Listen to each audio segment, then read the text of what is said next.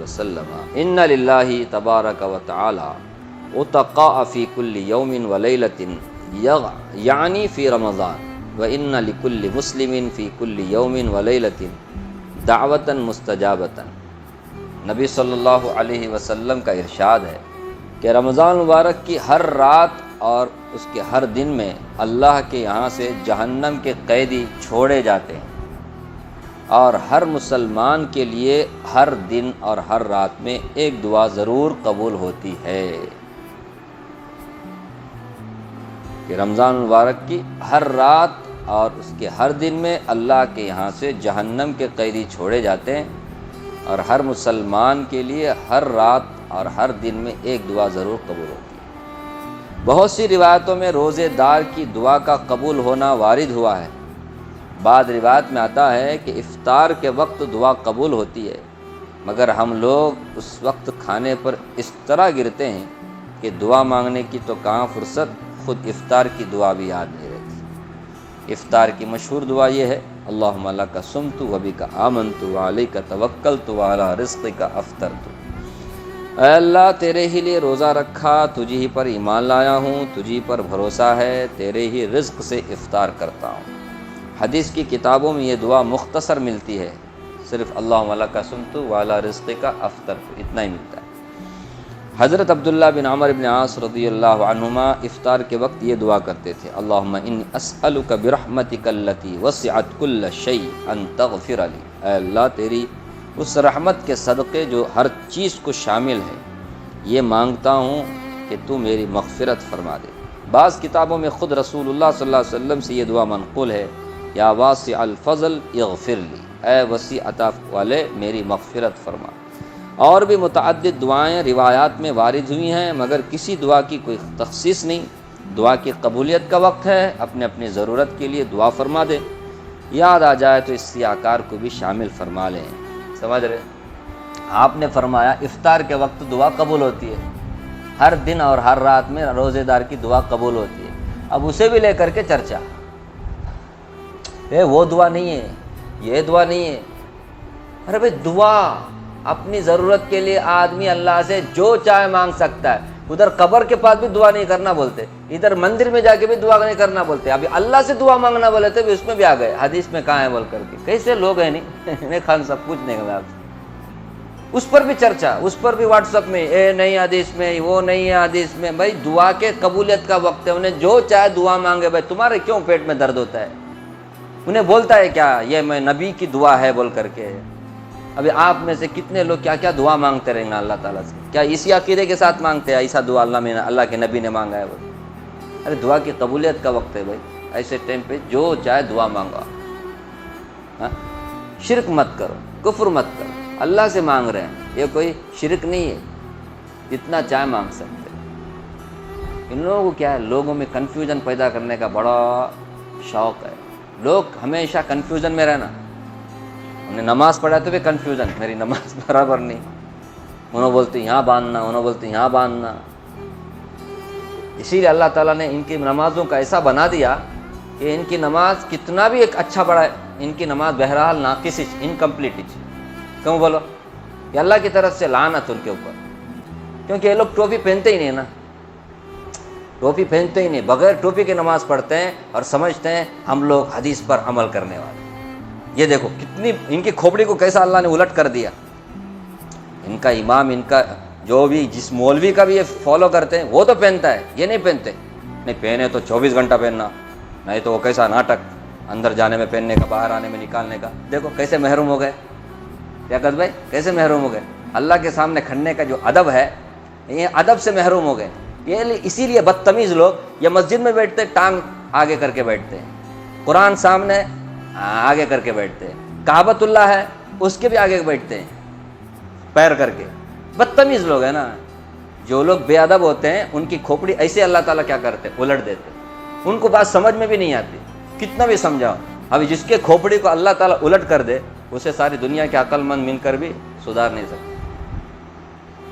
یہ اللہ کی طرف سے لعنت ہے، کیونکہ ان لوگوں نے فقہاء کے ساتھ بدگمانی کی نا، اللہ نے وہ دین کی سمجھ ان سے چھین لی۔ اب یہ بات سمجھ میں نہیں آنے والی، کتنا بھی سمجھاؤ نہیں سمجھتے۔ کتنا بھی سمجھا، الٹا آپ کے پاس سوال کرتے رہیں گے، آپ جواب دو، پھر سے اور ایک سوال، اور ایک جواب دو، اور ایک سوال۔ ان کو تسلی قبر میں جائیں گے نا تبھی ملیں گے، وہاں تسلی نہیں، وہاں مار پیٹ اور کچھ بھی نہیں، تسلی کیسے؟ بہرحال آپ افطار کرنے کے لیے بیٹھے ہیں، دعا مانگے، جو دعا چاہے مانگے، اس ٹائم پہ دعا قبول ہوتی ہے۔ اور یہ افطار کر رہے ہیں نا، افطار کے وقت میں اسپیشلی دعا قبول ہوتی ہے۔ ایسا کھا رہے ہیں بسم اللہ لکم سنتو وہ بھی کامن تو جو بھی آپ پڑھتے ہیں، تو اس ٹائم پہ دعا قبول ہوتی ہے۔ کھا رہے ہیں نا، اس ٹائم پہ دعا قبول ہوتی ہے۔ مفتی سعید صاحب محدث ہیں رحمۃ اللہ علیہ، اب تو دنیا سے چلے گئے ہو، وہ کہتے ہیں لوگ ہے نا افطار سے پہلے دعا مانگتے ہیں، جبکہ افطار کے وقت میں دعا قبول ہوتی ہے۔ حدیث میں کیا ہے؟ اور ایک ہے دن اور رات میں ایک دعا ضرور قبول ہوتی ہے، اور ایک ہے افطار کے وقت میں۔ افطار کر رہے ہیں نا آپ، ارے کھا رہے ہیں آپ، اس ٹائم پہ دعا قبول ہوتی ہے۔ آپ کھا رہے ہیں، اللہ کا رزق کھا رہے ہیں، اس طرح اللہ دعا، ہم لوگ کہاں کرتے اس ٹائم پہ دعا؟ ہاں، پیٹ بھرنے کے چکر میں ایسے رہتے ہیں، دعا کہاں یاد آتے ہیں ہم کو؟ اس ٹائم پہ دعا قبول ہوتی ہے۔ اللہ کے نام پر یہ کھا رہا ہے، اللہ کے حکم کو پورا کرتے ہوئے اب کھا رہا ہے، یہ اللہ کو بہت پسند ہے۔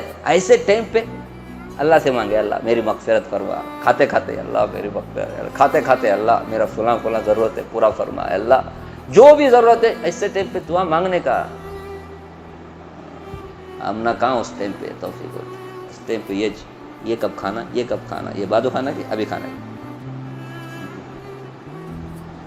خیر، تو افطار کے وقت میں دعا، اور کھا لیے الحمدللہ، پیٹ سب ٹھنڈا ہو گیا، تھوڑا سا کمر سیدھی کر سکتے، تو پھر اور ایک دعا ہے حدیث میں، ذهب الظمأ وابتلت العروق وثبت الاجر انشاء اللہ، یہ پڑھنے کا اس کے بعد ذهب الظمأ، بھوک تھی چلی گئی، کھا لیا نا، پیاس تھی چلی گئی، وابتلت العروق، رگیں تر ہو گئیں، پانی ایسا پی لیے تر ہو گئے، وثبت الاجر انشاءاللہ، جو اجر ثواب اللہ نے روزے پر رکھا ہے نا، وہ بھی انشاءاللہ مل کے رہے گا۔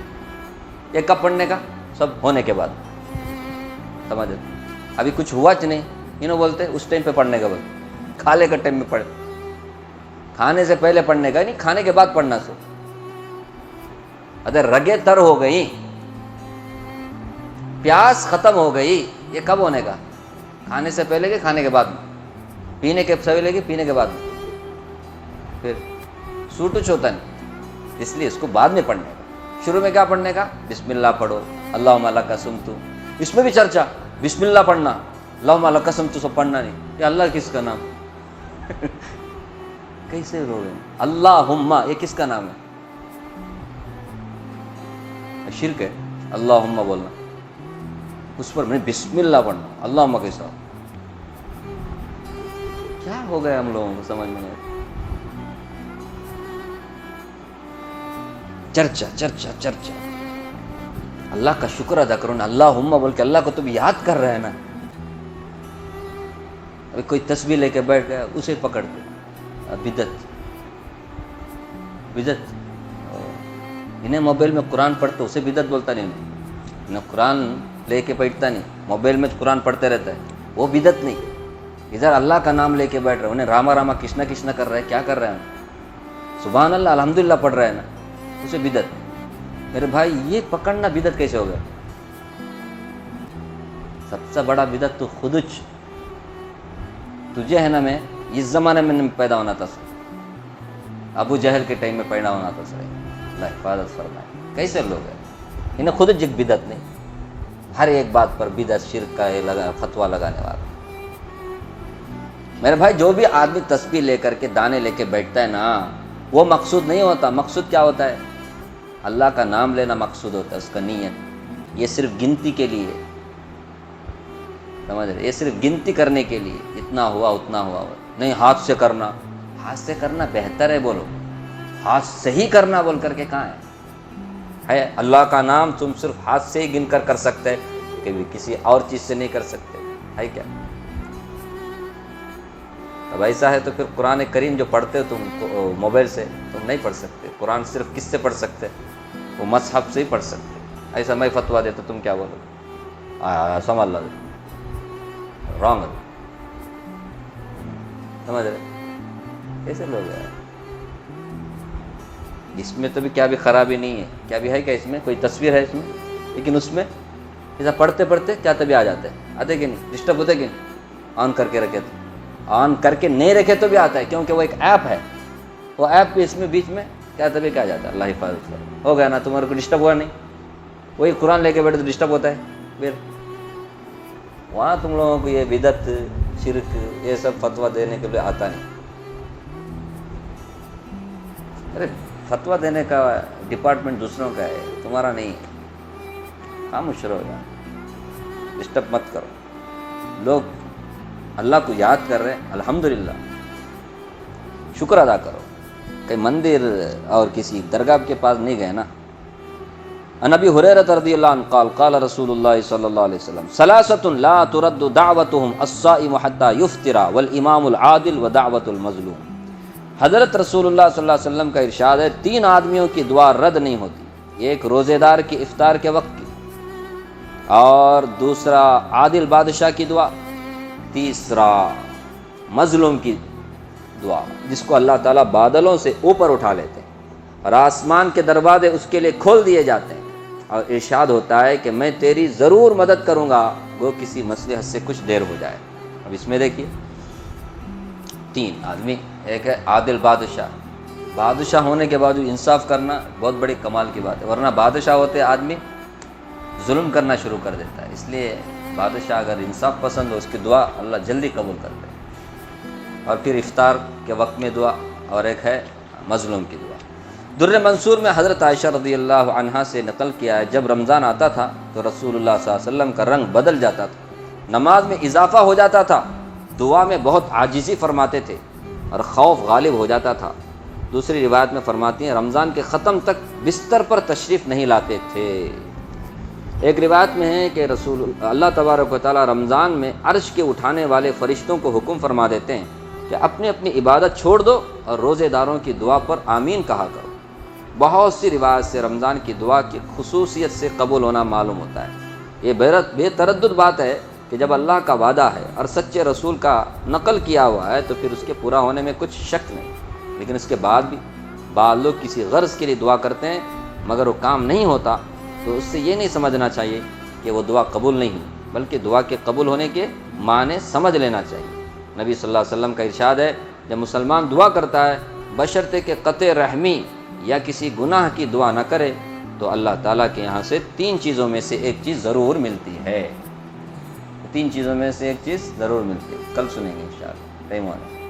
اللہ تعالیٰ سے دعا فرمائے اللہ تعالیٰ مجھے بھی آپ کو بھی روزے رکھنے کی، تراویح پڑھنے کی، روزے جیسے رکھنا چاہیے اللہ ویسے رکھنے کی توفیق دے. روزوں کے جو آداب ہیں، شرائط ہیں، ان کو سامنے رکھ کر کے روزہ رکھنے کی ہمیں توفیق عطا فرمائے.